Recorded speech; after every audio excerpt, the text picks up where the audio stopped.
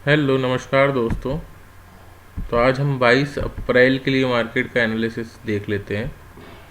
और अभी तक जिस एनालिसिस पे जिस तरीके से हम बात कर रहे थे, मार्केट वैसे ही आपको बिहेव करते हुए दिखा।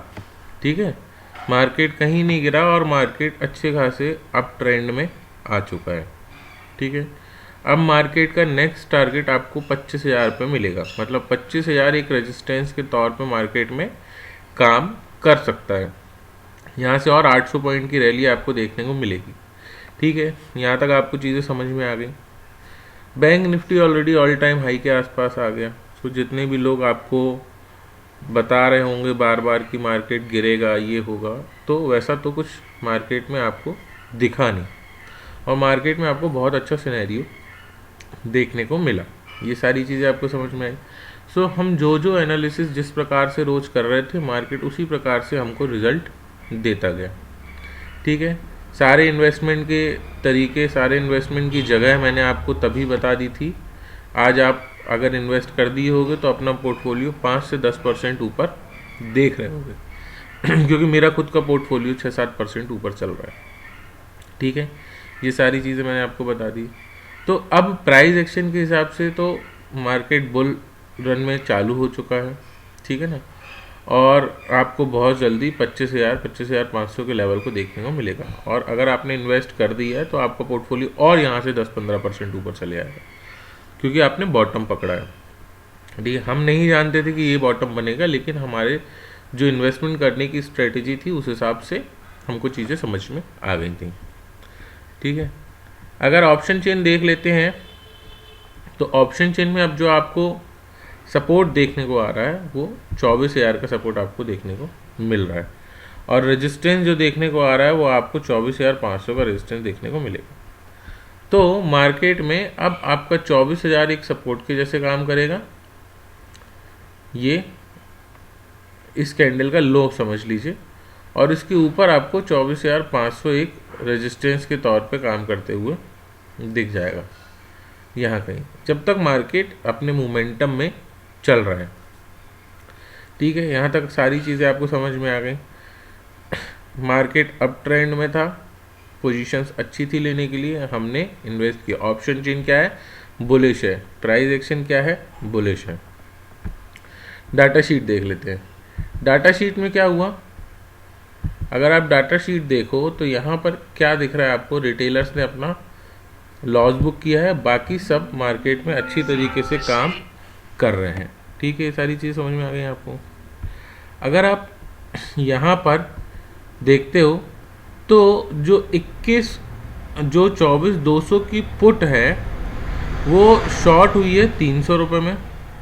यहाँ पर आपको समझ में आ गई, 24,200 की पुट 300 रुपये में शॉर्ट करके गए हैं, जो अभी 148 रुपये चल रही है। क्वांटिटी कितनी है? 22,766 क्वांटिटी। मतलब मार्केट में पुट शॉर्टिंग हुई है। यहाँ से भी मार्केट क्या दिखा रहा है? ऊपर का ही ट्रेंड आपको दिखा रहा है। ठीक है, यहाँ पर स्टॉक की जो क्वांटिटी बाय हुई है वो सब आपने यहाँ पर देख लिया है। यहाँ पर रिटेलर्स की ओपन पोजीशन क्या हो गई है? और ज़्यादा नेगेटिव हो गई है। ये आपको हमेशा से समझ में आ रहा है कि अगर ऑप्शन पोजीशन यहाँ पर अगर ओपन पोजीशन रिटेलर की नेगेटिव होती हैं तो मार्केट ऊपर की तरफ ही काम करता है। सो अभी तक भी डरने की कोई बात नहीं है, सारी चीज़ें आपको हर बार समझ में आ रही हैं। डाटा शीट आप फिर से देख लो। स्ट्राइक प्राइस क्या है? 24,200 की पुट शॉर्टिंग हुई है 300 रुपये में, 148 चल रही है, 22,766 क्वांटिटी है। मतलब इस वीक मार्केट आपको 24,500 के लेवल को दिखा देना चाहिए। यहाँ तक समझ में आ रहा है मार्केट। ठीक है, सारी पोजीशंस आपने देख ली। मैं डाटा शीट को हटा देता हूँ। यहाँ पर प्राइस एक्शन देख लिया और आपने क्या देख लिया? ऑप्शन चेन देख ली। सारी चीज़ें आपकी बुलिश है, कहीं पे भी आपको डरने की कोई बात है नहीं। अब एक स्टॉक है जिसमें अभी अभी ट्रेंड चालू हुआ है, उसको देख लेते हैं, और वो है रिलायंस। तो अगर आप रिलायंस को देखो तो रिलायंस बहुत अच्छी पोजीशंस में अभी आके खड़ा हो चुका है। ठीक है, अगर रिलायंस इसके ऊपर निकलता है 1200-1300 के ऊपर, तो आप रिलायंस में बाय कर सकते हो। और रिलायंस का जो स्टॉप लॉस होगा वो 1228-28 के आसपास रखिएगा, और टारगेट आपको 1400-1500 के आसपास। जैसा आपका रिस्क टेकिंग कैपेसिटी है, और जितना आप बेयर कर सकते हो प्रॉफिट को उतना आप रख सकते हो।